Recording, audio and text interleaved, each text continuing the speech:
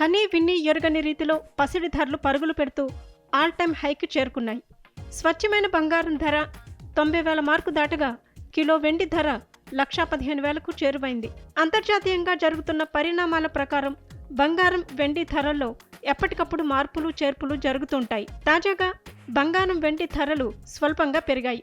మార్చి 20 గురువారం ఉదయం 6 గంటల వరకు నమోదైన ధరల ప్రకారం 22 క్యారెట్ల 10 గ్రాముల బంగారం ధర 82,910 రూపాయలు, 24 క్యారెట్ల 10 గ్రాముల బంగారం ధర 90,450 రూపాయలుగా ఉంది. కిలో వెండి ధర 105,100 రూపాయలుగా ఉంది. 10 గ్రాముల బంగారంపై 10 రూపాయలు, కిలో వెండిపై 100 రూపాయల మేర పెరిగింది. దేశంలోని ప్రధాన నగరాల్లో బంగారం, వెండి ధరలు ఎలా ఉన్నాయో చూద్దాం.